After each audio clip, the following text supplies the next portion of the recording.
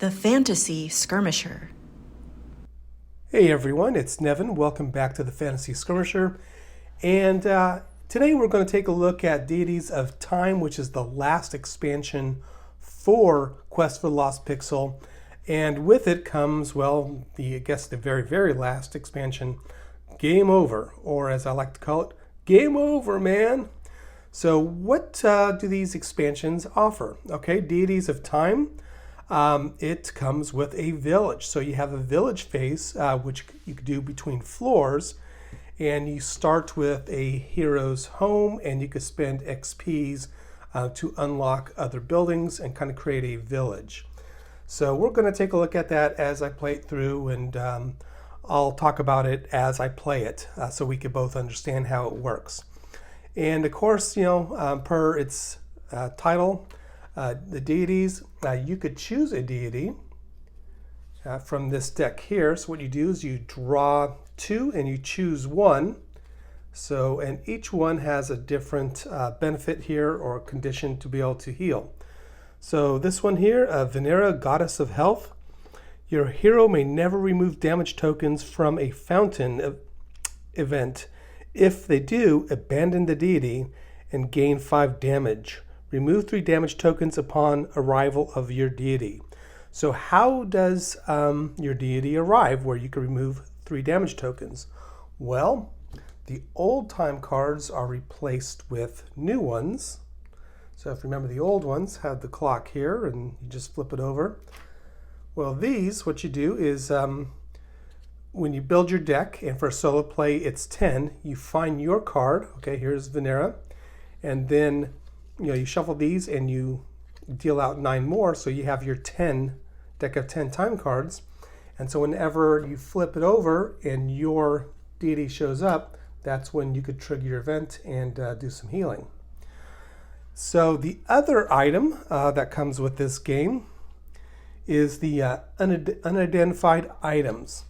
So there is a sizable deck of treasure cards where you have several for each floor. Looks like 4 for each floor. And they're all the same. They're unidentified items, as you can see here. So when you get an unidentified item, what you're going to do is draw it from this deck here. And there's quite a bit of items here. Some are really awesome. Some is complete crap, such as this rotten meat here, which does nothing. So when you get one of these, it's a bit of a risk. You can get something cool. You can get something like rotten meat, which is really nothing. And the way you would do that is you spend experience points to be able to identify what that item is. And again, when that event or that situation comes up while I'm playing it, I'll turn on the camera so we could watch it in action together, and I could explain how that works. Now, all the rest of the cards is for Game Over, and Game Over includes 2 new heroes, and the heroes are a Chanter. A Chanter special ability is you may spend 1 XP to heal 3 damage tokens from any player, including themselves. Chanter may also spend 1 XP to reveal a potion without drinking it.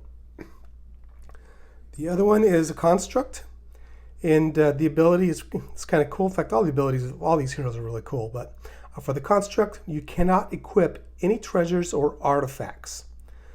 You may discard a treasure to gain a 1d6 strength, or discard an artifact to gain a 1d12 strength towards an attack.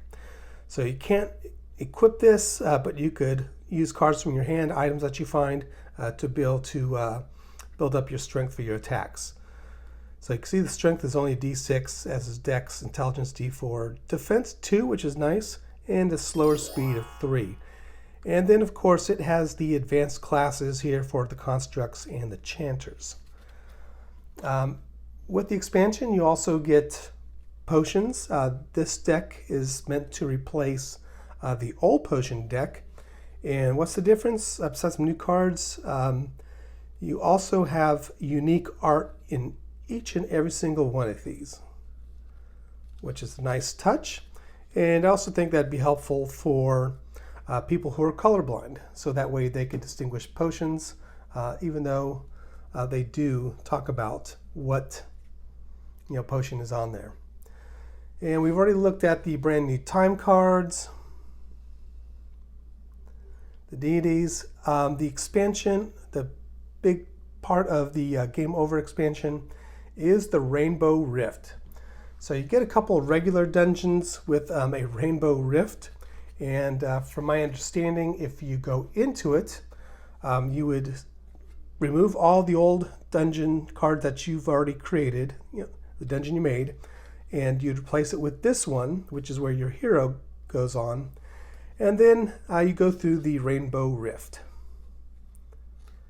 And for the encounter phase, you've got Rainbow Rift encounters, and these encounters could be traps, it could be creatures, and they're all very cute but probably deadly. Orb of Time.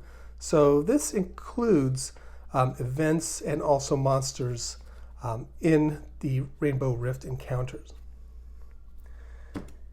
And then we've got, we've already talked about, of course, the unidentified items and the treasures.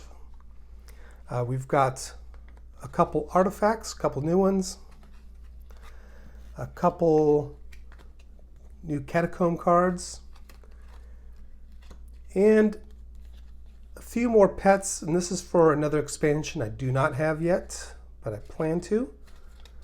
And that same goes with Wandering Monsters, which is for another expansion that I don't have yet.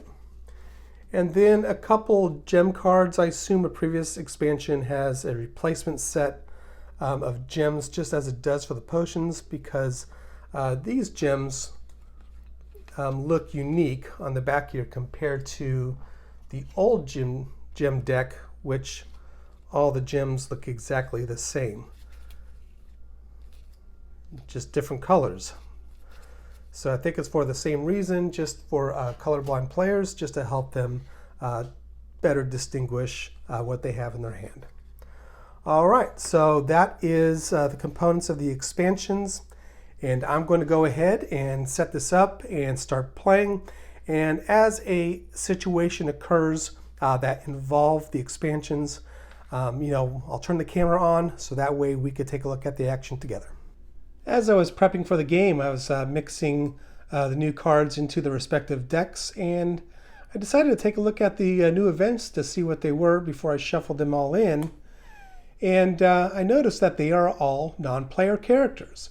So for example, here we have the Traveler. The effect is if you discard any one boot from your inventory, you gain an XP and then you continue your turn, but you could choose not to and continue your turn, and that is true with any of these other NPCs. And then you've got the Lost Boy, where you could discard a food item. If you do, you gain a treasure. And if you don't, you just continue your turn, but it says here, just remember what you did. And then you've got a Lady in White, where you discard a potion. If you do, she'll heal some damage tokens. Then you continue your turn. A Tragic Wizard, where you could discard one headgear to gain a treasure. A Wandering Soldier, discard a weapon or armor from your inventory, and if you do, gain an XP. A Forgotten Hero, discard any 2 cards from your inventory. If you do, gain 1 treasure, then continue your turn. And a Dwarf Miner, discard any 1 gem from your inventory, and if you do, gain 1 treasure and continue your turn. So anyway, just adds a new element to the event deck, and I'm glad I decided to peek at these before I shuffled them in. Also, I just want to point out on the Game Over rule sheet, there's a huge thank you, and it specifically points out Geek Gamers and the Dungeon Dive. Both are excellent YouTube channels.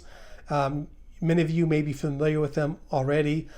Geek Gamers, which is done by a fellow New Yorker. She really specializes in solo RPG play and also various game hacks. And then the Dungeon Dive, which is, I think, my favorite YouTube channel. And the Dungeon Dive was the inspiration for me to create my own.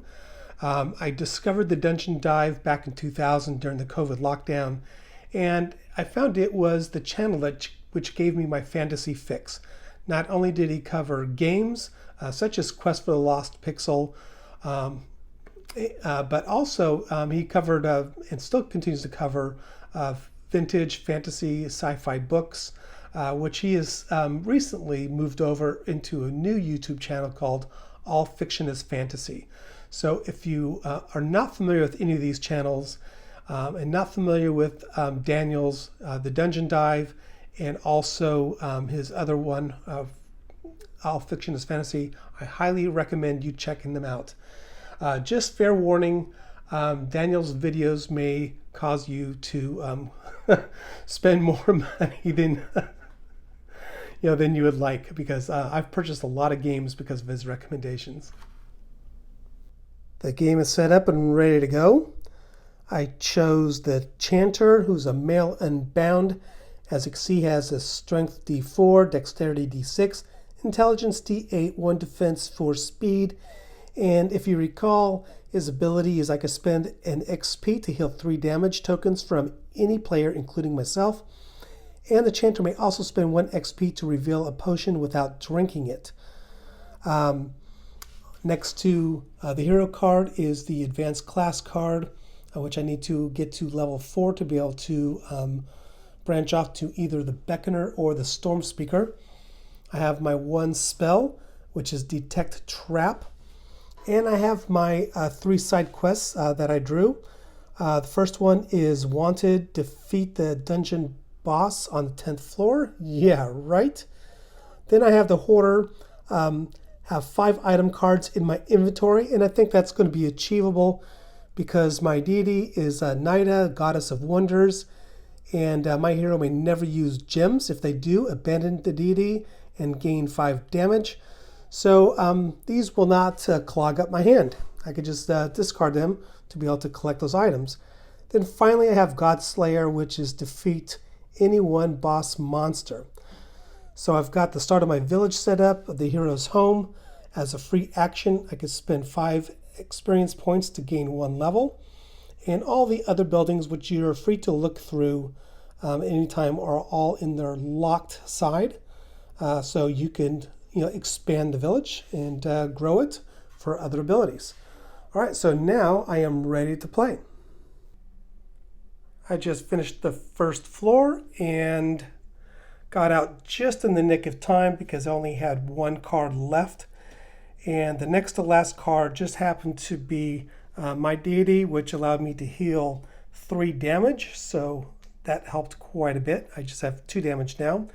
But anyway, just to quickly recap, I went down the stairs in this direction here and immediately found the Catacombs tile. And the first Catacombs card I drew was a treasure card, which gave me a longbow. So I decided to leave, and then I immediately found the exit to the second floor. So I decided to explore a little bit more since I had time on my side, every pun intended. For the event here that I searched, it was a throne room, which gave me an XP, which was great. These void spaces are tough just because they advance the time cards. So when I made it to here, I decided, based on the number of cards I had left, I needed to hightail it back, and I made it just in time because I had 1 card left, and the next to last card was my deity, which allowed me to heal 3 damage, and that is where we stand now. So we are going to move into the village phase. So simply only have the hero's home right now. So he's going to go to the hero's home. When you go into the village phase, you have 2 actions. And visiting different buildings each requires an action except for the hero's home. So I don't have anything built, so there's a couple things I could do. In the hero's home, as a free action, I could spend 5 XPs to gain 1 level. I have 6 XPs. Or I could go through this deck and I could build new buildings. For example, this stronghold, which is great, it's only 2 XPs, that's cheap. Gives me 3 crown points at the end of the game. And as an action, I may gain 1 XP. So that will help me obtain XPs to be able to fund other buildings. So I think that's going to be my next purchase. But I feel it's important that I spend, where's my home? Here we go. I feel it's important that I go to my hero's home and as a free action, spend 5 XPs to gain 1 level. And when you're using the village module, this is the only way you could level up. So I'm going to spend my 5 XPs. I got 1 XP left, and now I am moving into level 2. So I gain 2 spell cards and choose 1. I got Firebrand, used during the encounter phase once per turn. Hero gains their strength +2 towards a monster. That sounds good. And then Discovery, also during the explore phase, once per floor, you may draw a gem card, which I don't need. That's not going to be helpful. Put that in my inventory because my deity doesn't allow me to use gems. So I'm going to choose Firebrand. All right, so now I am going to set up for level 2. And let's see if we could get into that Rainbow Rift. And looking at the first set of cards, there's no Rainbow Rift. So maybe on level 2. Only a floor 2, and it was rough going, completely out of time cards, and I just barely made it out. So came down the stairs, decided not to go through the lava, then had to trudge through the water, which costs double the movement, and then go through void terrain, which makes you flip a time card when you go through it. And then I was able to get a potion, which I have not used yet. I decided when I discovered this tile not to go into the catacombs because I needed to head back because of this rough terrain here. And I barely made it out, thankfully. I was able to pull the exit or the stairs going down to the 3rd level before I ran out of cards. So that was some tough going there, and still no Rainbow Rift. So it is now the village phase. I have 4 experience points. So what I'm going to do is for 2, I'm going to build as an action. I'm going to build 1 stronghold. And then what I'm going to do is I'm going to move to the stronghold, and as my second action, use this building to gain 1 XP. So effectively, this just cost me 1 XP. Now, I'm going to set up for floor 3 and hopefully find the Rainbow Rift so that way we can see how that works. Just completed the 3rd floor. He came down the stairs and just went straight, had an event. It was a trap, which I was able to use my spell, Detect Trap, so I was able to avoid that. Picked up another potion, went right across another event, which was a life pool, which allowed me to remove a few hit points, which was fantastic. And then picked up a treasure. This is the first treasure tile that I've seen, because there was none on floor 1 and 2. And I was able to pick up some quick boots, but I can't use them because they're level 3 and I'm a level 2 character, but that's about to change. So it is now the village phase. The first thing we're going to do for 1 action is we're going to go to the stronghold and gain 1 XP. So that gives me a total of 2, 3, 4, 5, 6.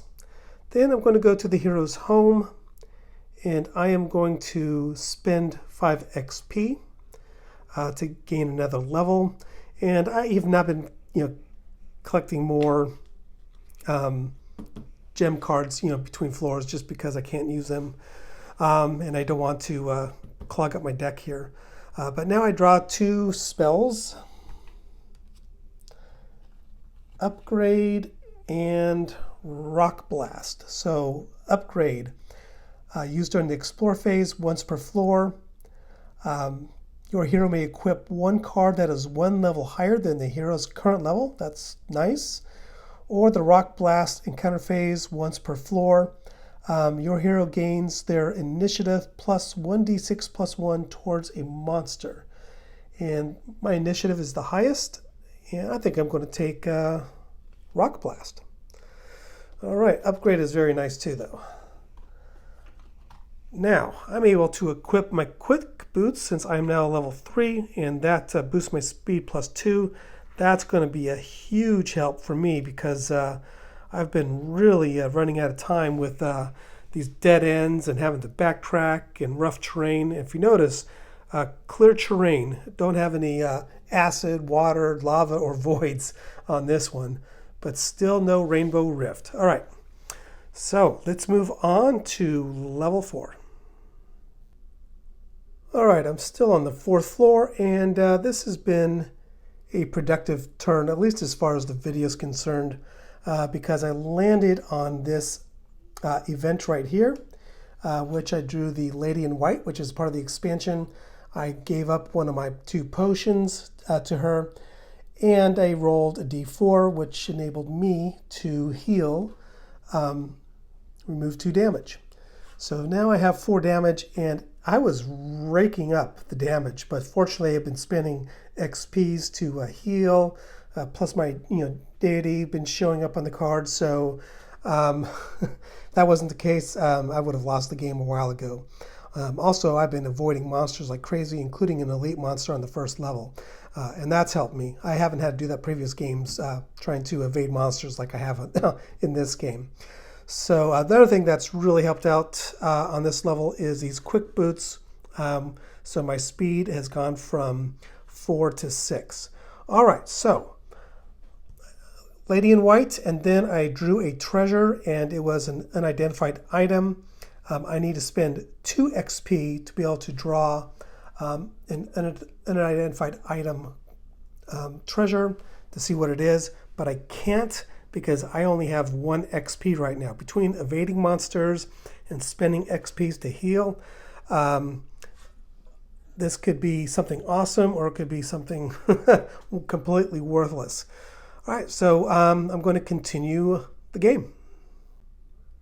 I'm back already because I drew the Rainbow Rift portal, and so what we need to do now, looking at the rules, is when a player first steps into this rift, a few things happen. They remove all the current dungeon tiles that are in play. They place out the Rainbow Rift starting portal tile. This tile has the matching portal, and I have that at the top of my deck there. And then start your time cards all over again as if you're starting a new floor. So let's go ahead and start that. So I'm going to remove all of these.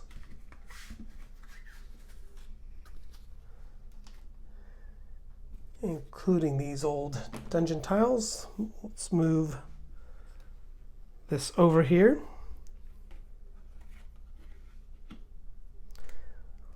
And I am now in the Rainbow Rift.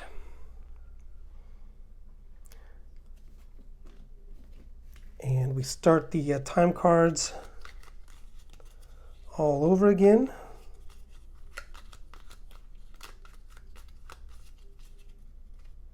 So those start fresh. All right, now let's continue with the instructions here. All right, so during the encounter phase, you will draw from the Rainbow Rift Encounter deck. This deck will have both monsters and events. As soon as a hero walks onto or into a blue portal, they can exit the Rainbow Rift and enter the next floor that would be going into, okay? Rainbows act as walls. They cannot be passed through. All right, so let's go ahead and grab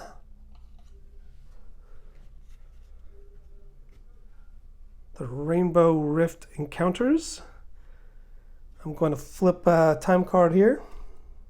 Hey, it's my deity, so I remove 3 damage tokens. I only have 1 damage. I am in pretty good shape. I just need an XP so I could find out what that unidentified item is. All right, so he has a move of 6. 1, 2.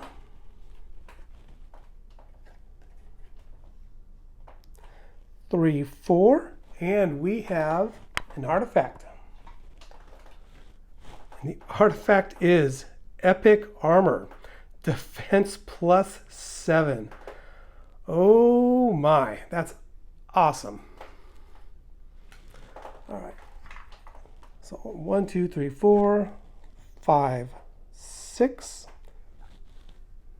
So move the camera over a little bit, and let's get the lady in white out of the way.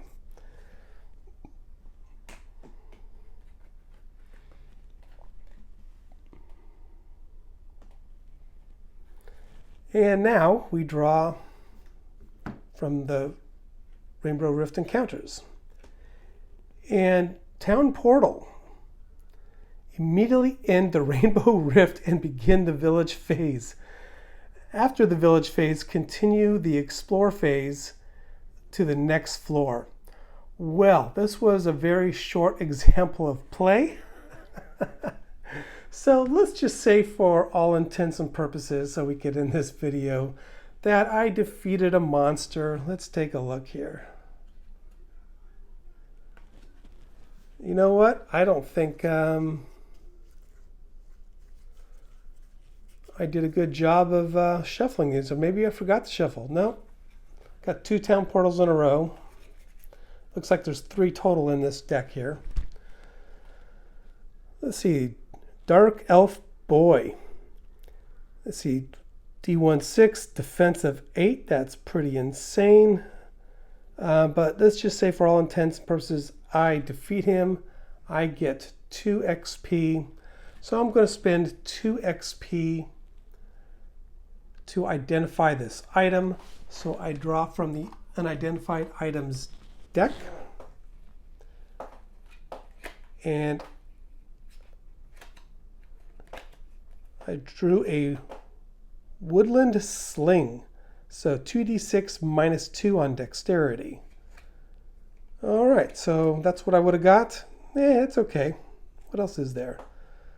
Wow, plus 3 strength, 5 knight's helm. That's a level 1 item.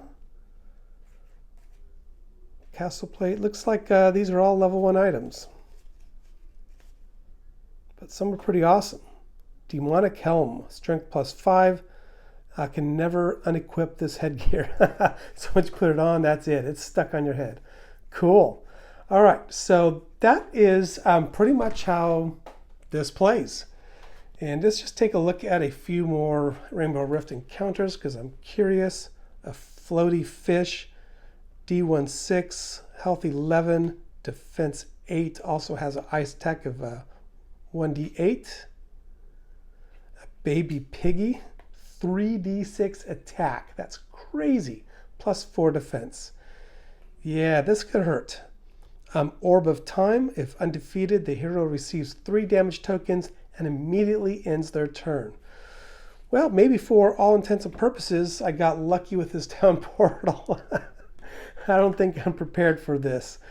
So anyway, that is the expansions for Deities of Time, along with Game Over. And one thing I didn't point out on Deities of Time is that it also includes rules for Nightmare Mode. So if you think this game is too easy, which I don't because I haven't won yet, it has rules to make it more difficult. So elemental stats, new spell rules, new artifacts rules, equipping in battle, fishing. I think fishing's from another expansion, which I don't have yet, but I will. And village game mode. So when playing solo and nightmare mode, you must play with the village game mode. All right, cool. All right, so this is just another solid, expansion. And just over the years, I've just stopped feeling like I needed to collect every expansion for every game I own, because that's just insanity, especially with my time and space constraints. But these expansions that I've gone over in these videos are just really solid. They add a lot of flavor to the game. You can pick and choose what you want to use, but they don't add a lot of overhead, and they don't add a lot of fiddliness, because they're not that complicated, but it just creates a lot of different layers and depth to this game, which just makes it a lot of fun. I mean, these tiles are hilarious. You know, the rainbows and the smiley clouds and the cute little anime type 8-bit creatures. Oh, and there's the portal to get out. So anyway, yeah, I'm super happy with this expansion, and definitely I want to get the other two. I think there's 2 more to get. Then I've got a complete set. This game is definitely worth getting. Lots of fun, lots of replayability. I've already mentioned that before. I hope you enjoyed this review of this expansion and with a little bit of a playthrough here. If you do, please like and please subscribe, and I'll continue making these videos when time allows. All right, everyone, this is the Fantasy Skirmisher signing off. Have a good day. Bye.